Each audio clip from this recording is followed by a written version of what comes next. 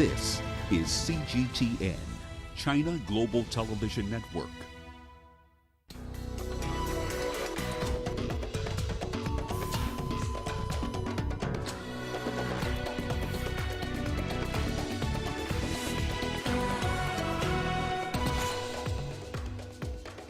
UN panel on climate change warns that the globe is dangerously close to runaway warming. Dozens left homeless in Niger and Cameroon due to flooding.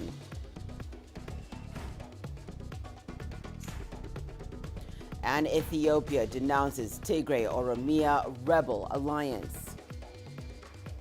Hello and welcome. You're watching Africa Live. We're coming to live from Nairobi. I'm Hannah Viviers. Here are more stories making headlines this hour. In business news, South Sudan Central Bank says it's working to stabilize exchange rate. And in your sport, Kenya prepares to host the 2021 World Under-20 Championships in Nairobi next week.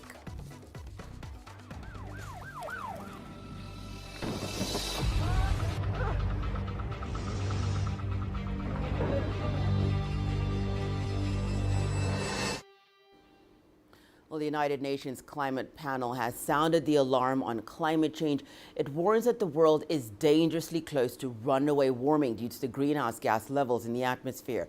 The warning comes as countries around the Mediterranean continue to reel from the highest recorded temperatures in decades.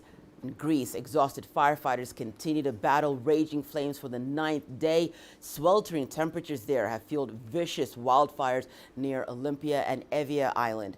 Meanwhile, fires stoked by hot winds have also swept through southern Italy and Turkey.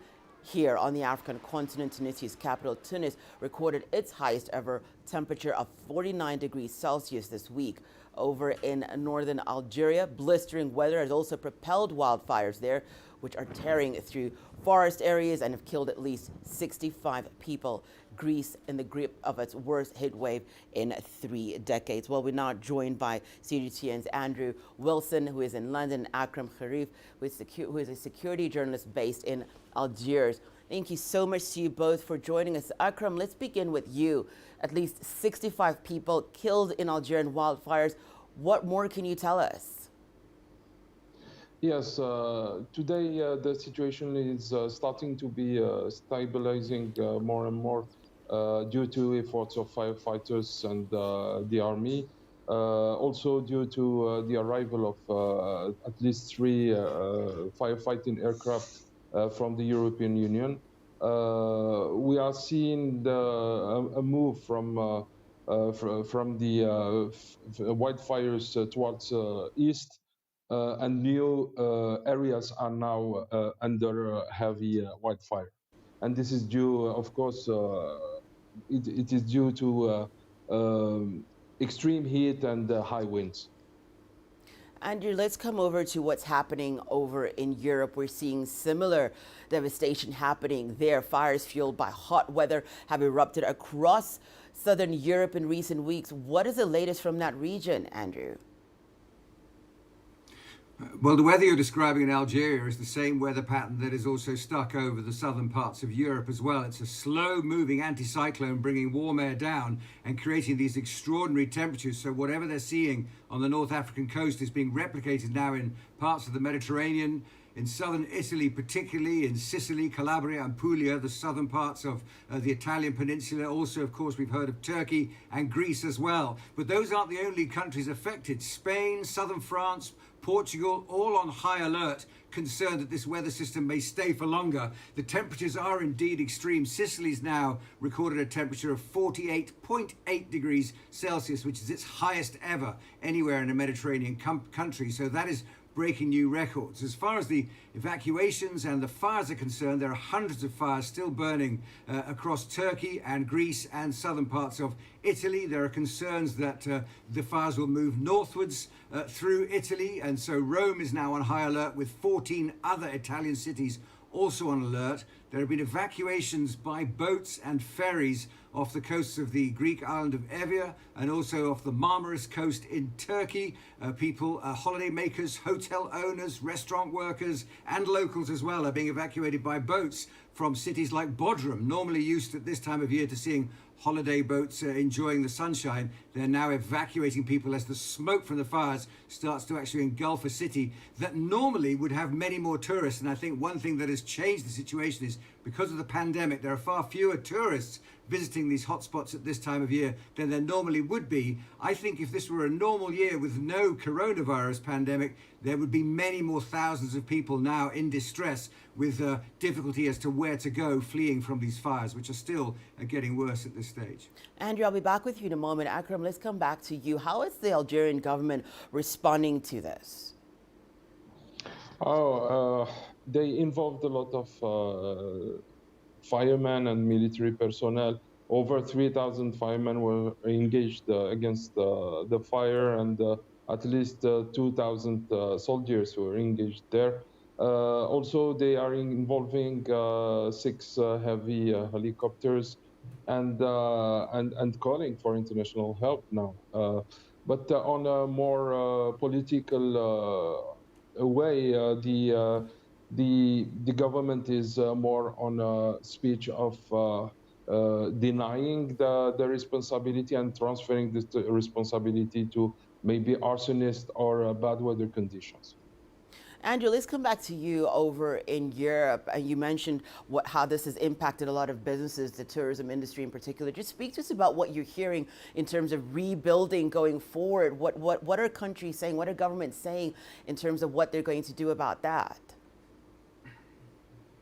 Well, now, of course, all of a sudden, all the governments, and particularly in Greece and Italy and Turkey, are getting a reaction from their local people who have seen their homes perhaps destroyed, have seen their safety threatened, and of course many businesses now have been threatened as well. Now, I mentioned the tourist industry before, but you can add to that a fair amount of agriculture as well. The reason why these countries are burning is because they are filled with vegetation, because there are olives, there are wine vineyards, there is pine honey that is grown, supplied almost entirely by Turkey. All the pine forests where the pine honey comes from have been destroyed. That's a whole sector wiped out. So the feedback to the politicians is, what are you going to do about this? And of course, the politicians are now starting to squabble amongst themselves because this is a bigger picture than just their local economies. The climate is changing. So one answer is, of course, to cut down CO2 emissions to try and ease back on the climate change, but more immediately, what are they going to do about the danger to these businesses, which can only continue over the decades to come? Now, scientists are already saying that it's only a matter of time before they get over 50 degrees centigrade in the summer months in the Mediterranean. Politicians are under pressure now to put more firefighters in the region, to start swapping resources with other countries further north. Even in the UK now, they are talking about putting in more firefighting stations into forestry areas because they understand it's only a matter of time before fires become more widespread in the UK than they have been now. And they're also talking about training up local people in firefighting techniques. And firefighting is very complicated. Different vegetation areas require different types of firefighting. So it's going to require a look again, as far as the governments of Greece and Italy and Turkey concerned, as to whether they need more helicopters, more planes, more firefighters on the ground. But the argument that is raging now in all these governments is, do we deal with the causes of the temperature rises, or do we just focus on the impact at the moment? Because all of a sudden, in 2021, the impact has become all too real for all these countries. Wow, thank you so much, Andrew Wilson, speaking to us from London, and Akram Kharif, a security journalist based in Algiers. Thank you to you both. Well, Boko Haram and ISWAP insurgents have been surrendering to the Nigerian military in high numbers recently. Among those who have turned themselves in are top commanders of the terrorist group and their families. In neighboring Cameroon, authorities there say they're also seeing an increase in the number of Boko Haram militants surrendering at a disarmament center on its northern border with Nigeria. CGTN's Deji Badmos has more. Some analysts are saying this might just be the turning point in Nigeria's decade-long war against the Boko Haram insurgency. The military says in the past 2 weeks alone, over 1,000 insurgents and their families have surrendered to its troops in different locations in Borno and Yobe states in northeast Nigeria. Notable among them are the notorious Boko Haram terrorist bomb expert named Musa Adamu, aka Mala Musa Abuja, and his deputy, Usman Adamu, aka Abu Dauda. This has in no small measure depleted the Boko Haram terrorist fighting capabilities. The Nigerian military has in recent weeks intensified its operations against Boko Haram and ISWAP terrorists, bombing their hideouts in Sambisa Forest and the Lake Chad Basin area. Security experts say apart from the intensified military operations, the death of the notorious Boko Haram leader Abubakar Shekau and the resulting infighting among the terrorists could also be the reason why more insurgents are turning themselves in. It's significant to note that his demise has left a gap in terms of the leadership of the group. The second thing, which is also very important, is the interdiction military operations that have been ongoing, that have succeeded largely in blocking the supply routes that these groups were using for especially their major essential supplies of fuel, of food, of medicine. So it appears it has put these groups, especially given the fact that it's raining season, in a very difficult circumstances where even to feed and fend for themselves became very difficult. There are expectations that more insurgents are likely to surrender in the coming weeks as the military continues its operations. The Nigerian military recently took delivery of 6 Super Tucano jets and advanced weaponry, which it says will be deployed to combat the terrorists. If we block that ability for them to recruit their membership through the narratives they put out there, the narrative saying government is killing them, government is not providing for them, a narrative of fear. Once we block this narrative or reduce the ability for them to exercise that narrative, then we would have succeeded in reducing their ability to recruit. Repentant fighters are usually thoroughly profiled, and those who are cleared undergo a de-radicalization and rehabilitation process before they are finally reintegrated into the larger society. But those who the government feels have a case to answer are normally made to face justice in a court of law. While people are happy that the insurgents are surrendering in their numbers, there are also concerns raised on whether the insurgents are genuinely repentant and ready to work for peace. There have been reports in the past of repentant insurgents making their way back to their groups and leading attacks against communities they had been reintegrated into.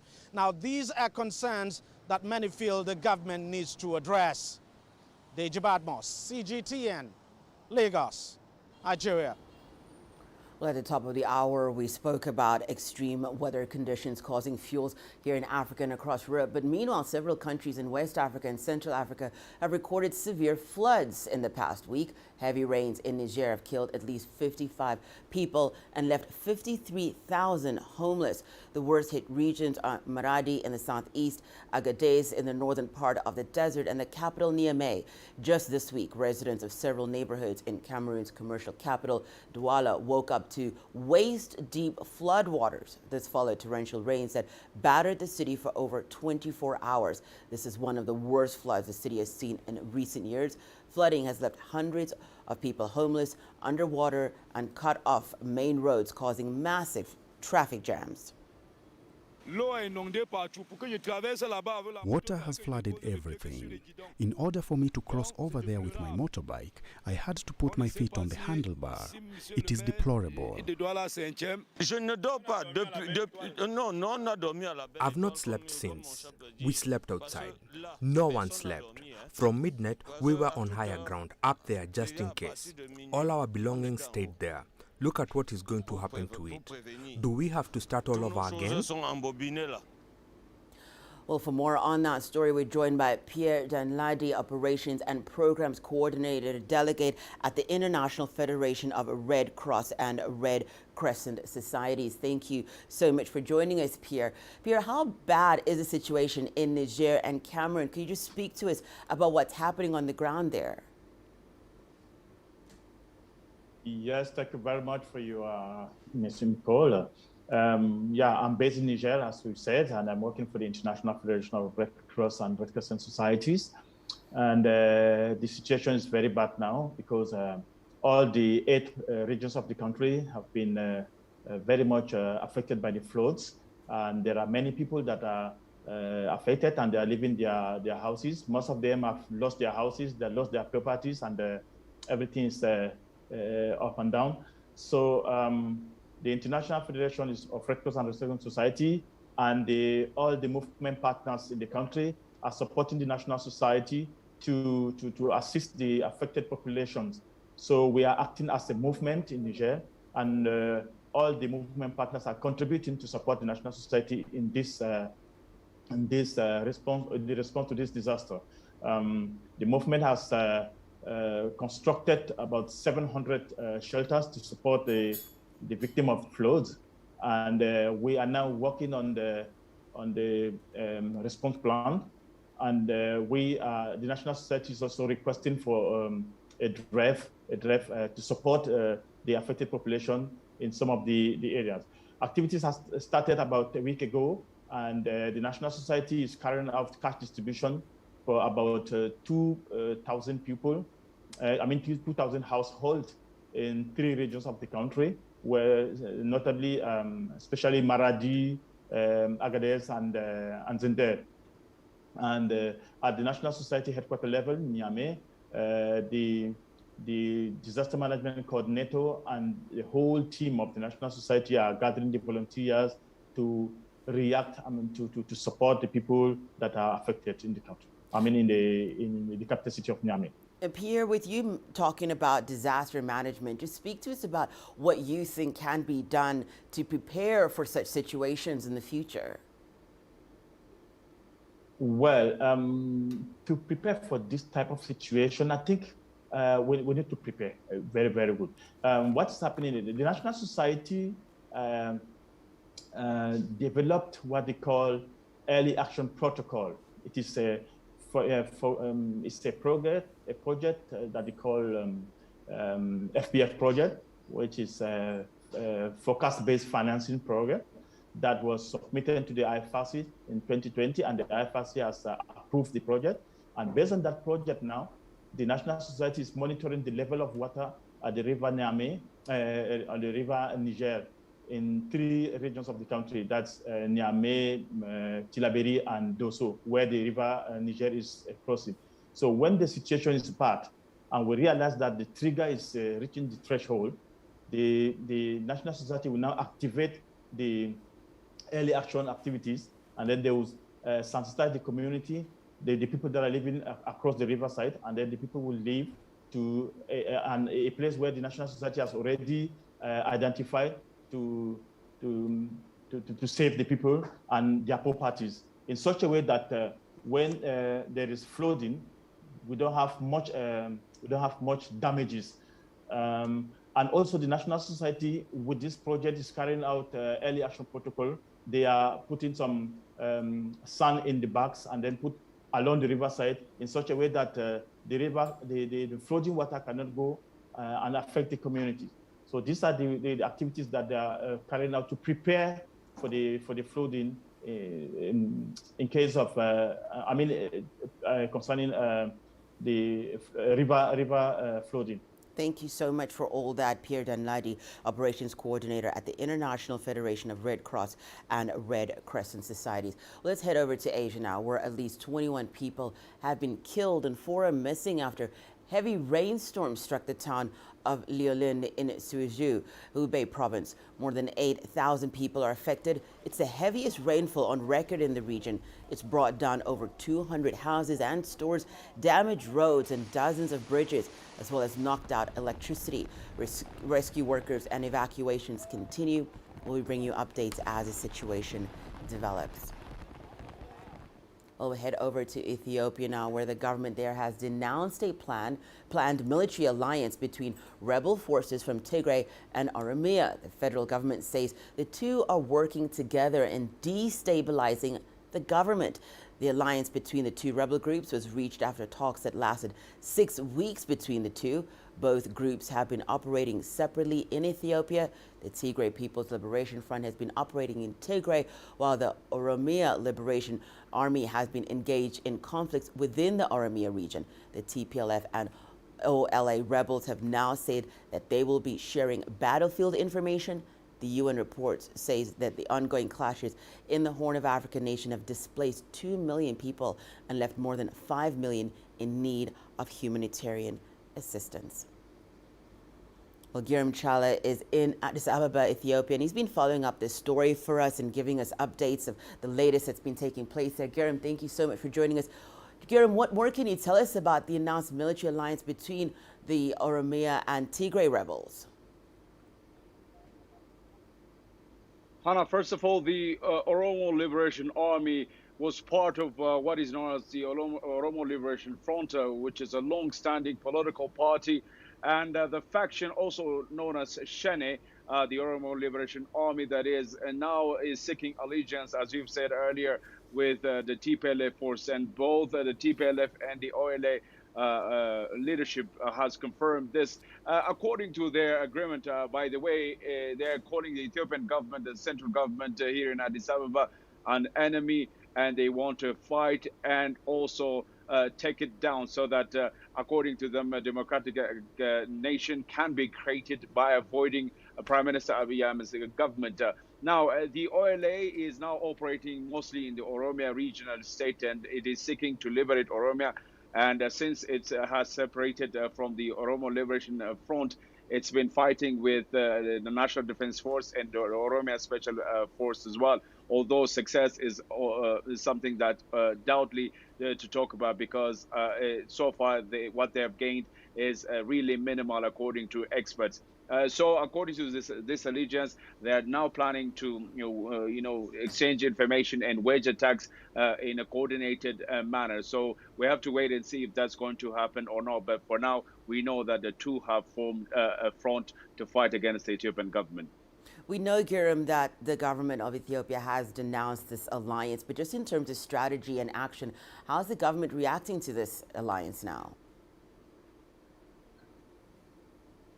The government called this an unlikely marriage between the two terrorist groups.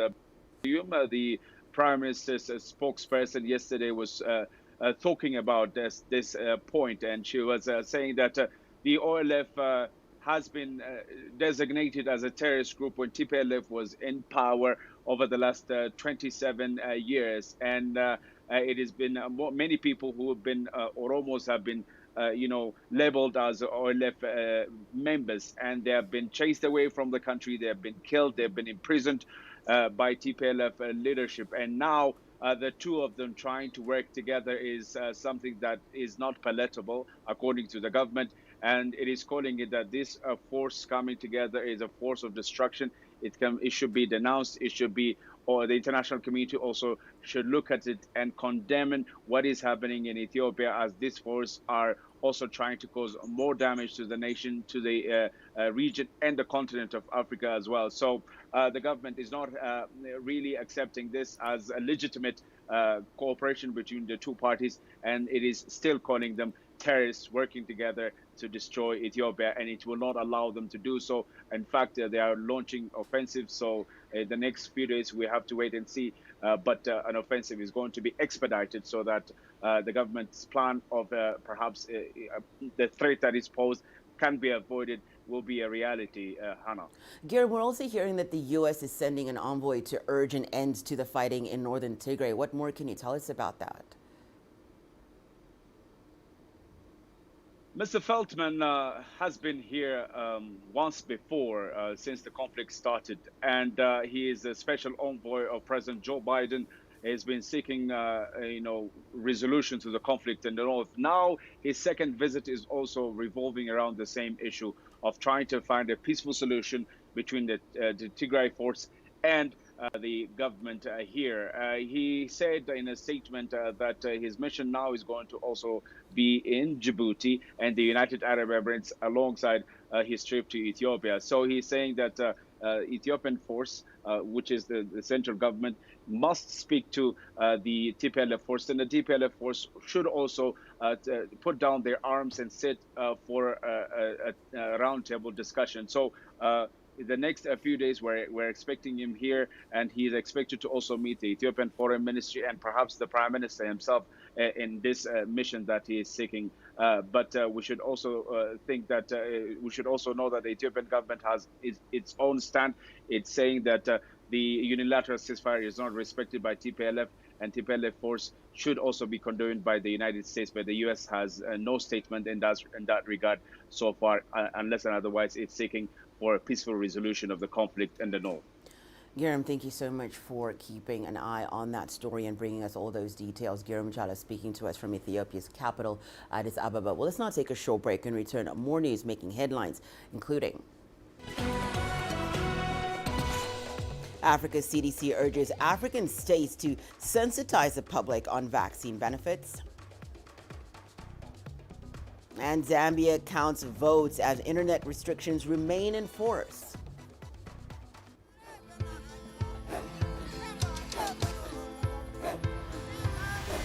Africa is a continent of diversity, with varied climates and enchanting geography, and a people so distinct, but with a shared enduring spirit.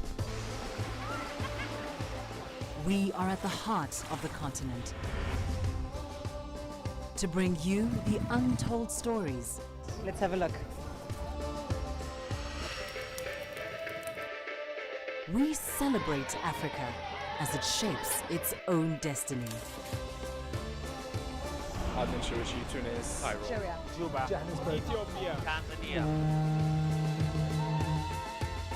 Africa Live. Find your voice.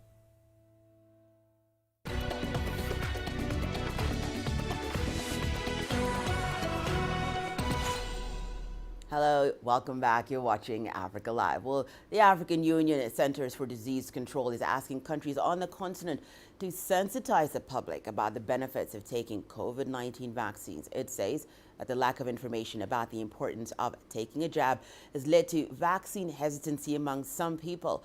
Africa has in the past week registered 270,000 new COVID-19 cases and over 6,000 deaths. CGTN's Colette Wanjohi reports from Addis Ababa. According to the Africa CDC, 114 million COVID-19 vaccine doses have been procured by 53 African member states.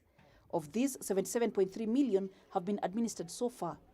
This amounts to less than 2% of the target population. The Africa CDC says partly to blame for these low numbers are people who are hesitant to get a jab. Vaccine hesitancy is human behavior and is influenced by all of us, all of our own behaviors, where we spread wrong information. And I've always said on this platform that we can start a movement and a campaign which says that when I receive any false information, any misleading videos, I just delete it. I don't forward it, even to my friend. Okay, because that's the intent of those who create those misleading misinformation. Dr. Nkengason says as the continent strives to get more vaccines, countries must put effort into creating more awareness among its population that vaccines will help boost immunity. The second thing about vaccine hesitancy is that it's not static at all. I mean, we have seen countries where initially there was a lot of resistance, and then subsequently, as campaigns were made and information sessions were organized, the situation changed. Côte d'Ivoire, we all know the situation. They got vaccines, the AstraZeneca vaccines early on. Very few people show up to get the vaccines, but with the government conducting campaigns and the Ministry of Health, these vaccines were gone in no time. According to the Africa CDC, the biggest challenge remains the short supply of the vaccines, even for those willing to take the jab. The continent is currently sure about the supply of 400 million doses of Johnson & Johnson vaccines that countries are procuring through the African Union. 10 countries have so far received their first batches. And the Africa CDC says the AU is looking for more vaccine supplies. It has joined the World Health Organization to call out on developed nations to support the continent to at least achieve herd immunity before they begin giving their population booster vaccines. Colette Wanjohi, CGTN, Addis Ababa, Ethiopia. Well, the Africa Centers for Disease Control has begun investigations into a reported case of the Marburg virus in Guinea. A total of 155 contacts have so far been identified and are currently being monitored. Guinea recently reported a confirmed death due to Marburg virus disease in the southern Guinea region. The reported Marburg case comes just 2 months after Guinea declared an end to its second Ebola outbreak. The Africa Centers for Disease Control and Prevention is currently engaging the government of Guinea to support response efforts. Encouraging and advising and supporting member states to establish their own public health institutes, which will be the equivalent of a mini CDC. Then we should be able to pick those things early and then squash them before they become a serious threat to their country. Marburg is a highly fatal zoonotic hemorrhagic disease caused by the Marburg virus. Disease threats are now all over us, and it's a question of time before you see an outbreak that leads to an endemic disease or a pandemic. So the key to, we cannot prevent the emergence of outbreaks, but we can prevent their spread. No vaccine or specific treatment for Marburg is currently available. The Africa Centers for Disease Control has urged authorities in Guinea to use viral hemorrhagic fever infection prevention and control protocols to prevent further transmission. Daniel Arab Moy, CGTN, Nairobi, Kenya. Sudan and the International Criminal Court have signed a cooperation deal to get justice for Darfur victims. The agreement is one step closer towards having former Sudanese President Omar al-Bashir face trial for genocide in the Darfur conflict. CGTN's Nogtula Shabalala has the details. The Hague-based International Criminal Court has been seeking justice for victims in Darfur. The ICC says it will open an office in Sudan to collect further evidence to build a solid case. I wish to deploy a team here in Khartoum to be based here in Khartoum full-time. Because unless one is part of the people, unless one understands the undercurrents and complexities and the richness of the history and dynamics of Sudan, we cannot discharge our responsibilities to prove cases beyond reasonable doubt. ICC prosecutors want former President Omar al-Bashir to be brought to book.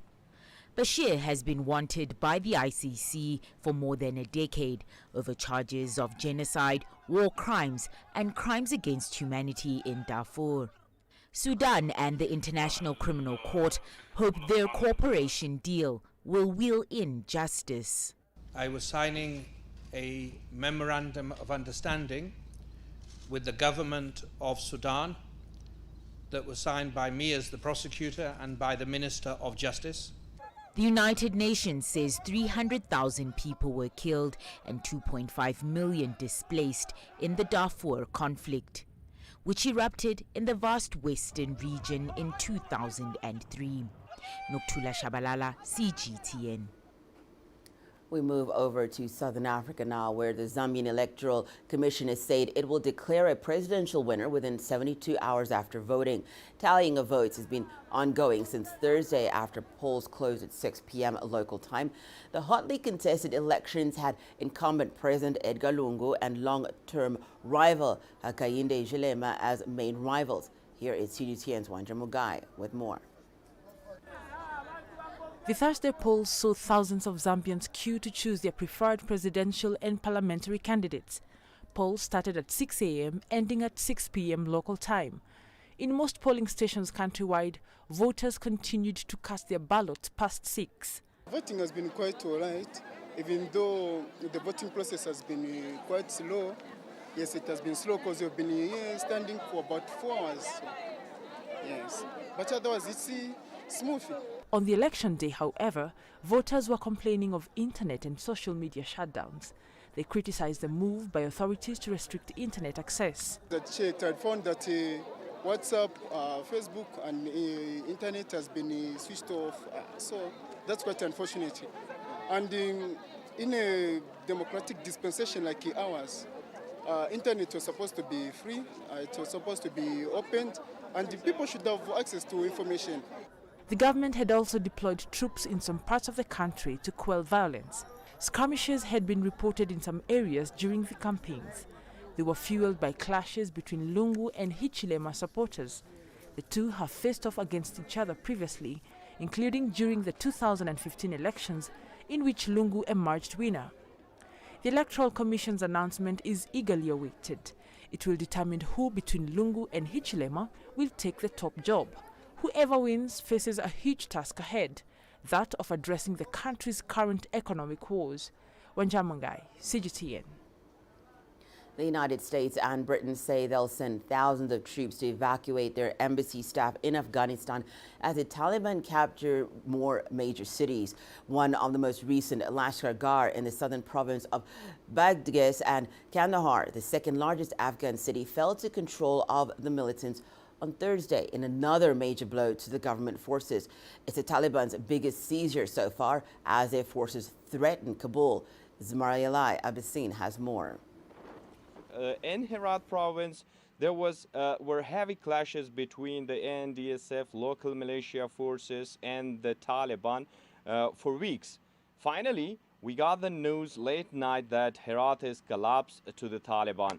And according to the reports and information from Herat province, Ismail Khan, a prominent jihadi leader, and governor and other provincial officials have gone to the 207th Army Corps, and they are besieged out there with more than 200 tanks and military vehicles and weaponry and arm and ammunition, which is located very close to the city, and now Herat city is totally under control of Taliban.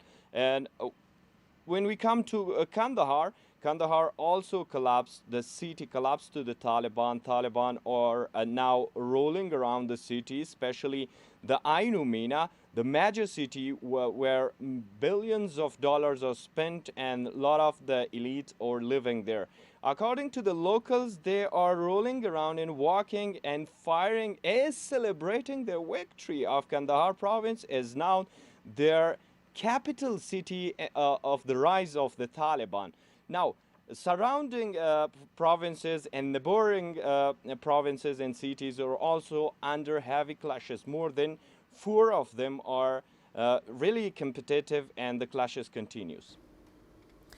The business news after this short break. Here's what's still to come. South Sudan Central Bank says it's working to stabilize exchange rate. And South African court places SAA subsidiary on voluntary business rescue.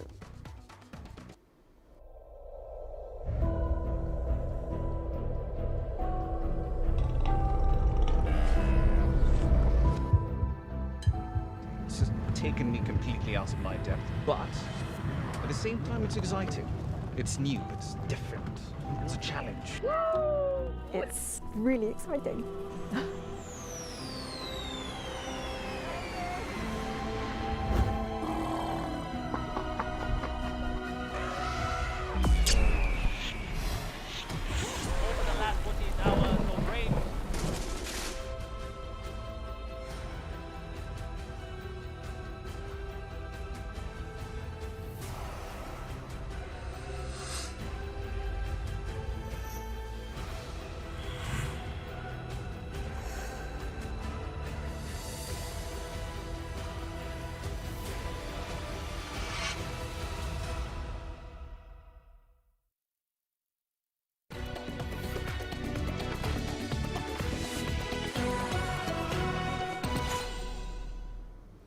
Welcome back. You're watching the business news right here on Africa Live. Well, we head over to South Sudan, where the government there says that it's working to rein in inflation.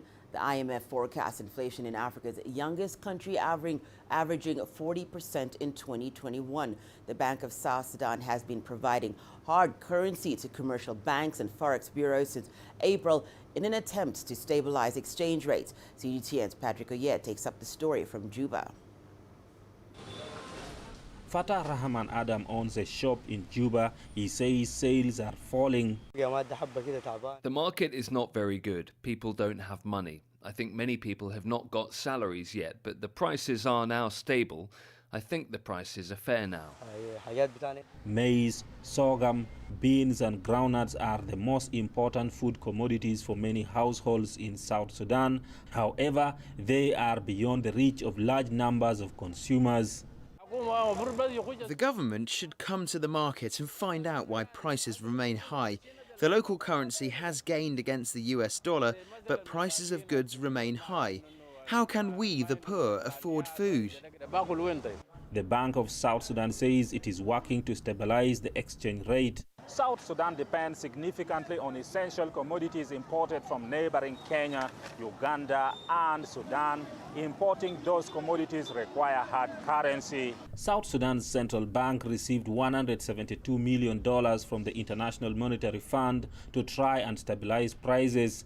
The bank now says it is working to build its own reserves. The oil prices have been improving, and therefore what we are receiving from the oil revenue is improving also.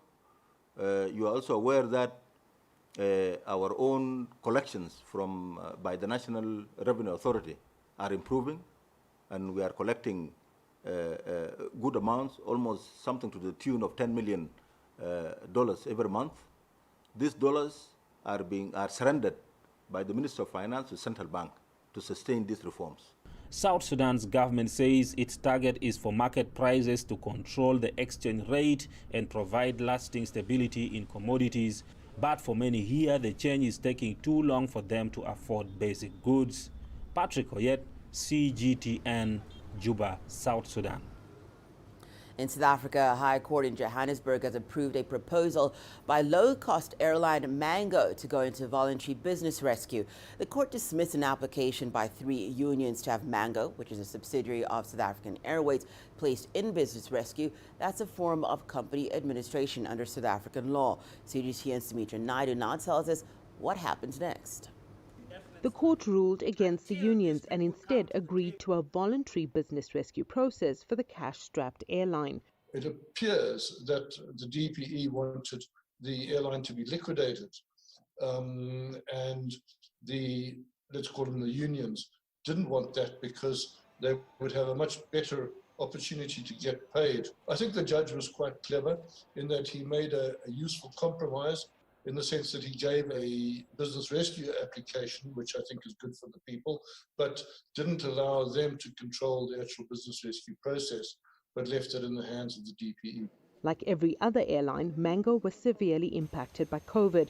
The low-cost carrier is still waiting for bailout funds from government and hasn't been able to pay staff. The real litmus test of the genuine authenticity of how they've conducted themselves in this process will be how soon they release money for staff salaries, how soon they start operations again.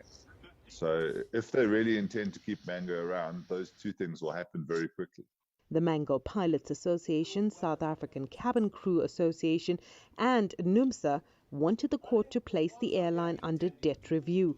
They also wanted to collaborate with the board and the airline in the business rescue process. However, now that the High Court has ruled in favor of the airline, the workers and unions have no say in the process. They've dismissed us as applicants, and they've ordered the CIPC to change Mango's status to in business rescue effective from the 28th of July. Judge hasn't actually given his reasons for the ruling and a breakdown of his judgment as yet. So we're eagerly awaiting to see what is in the ruling. The unions went into this process expecting transparency from the airline. They also didn't want to see this process going the way SAA's did. That process wrapped up after a year.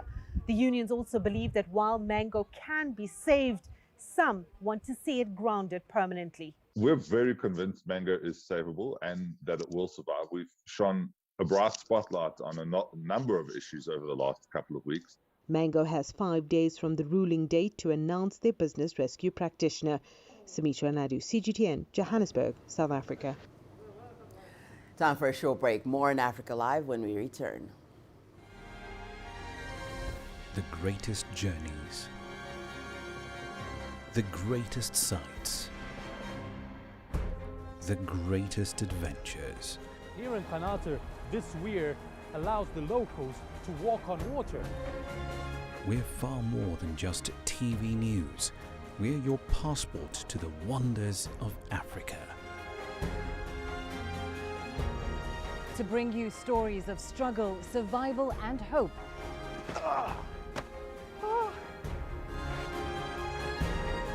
So let's explore.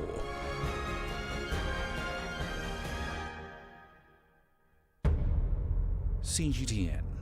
See the difference.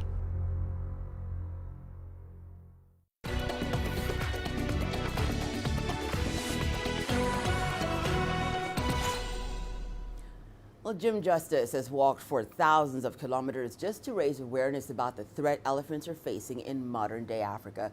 His slogan is quite simple: ivory belongs to elephants. His recent walk was from Kenya's capital city, Nairobi, to Amboseli National Park, which is over 400 kilometers southwest of the capital city. CGTN's Enoch Sekolia caught up with him during his walk. Here's his story.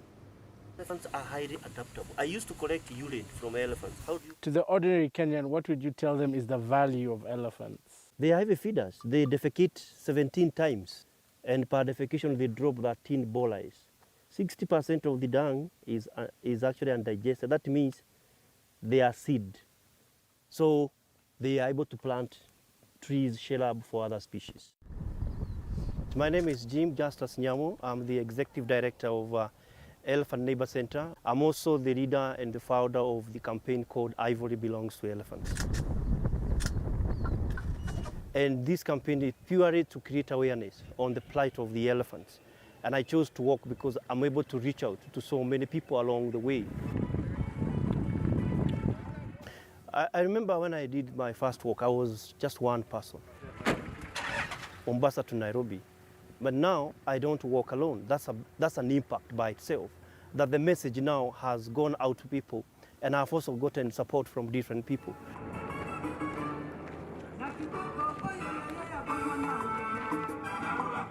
In 2013, I went to the US and I walked in 9 states. America and UK and China were actually a source of, they were in the category through the trade of elephants. They were actually number 2 and 3.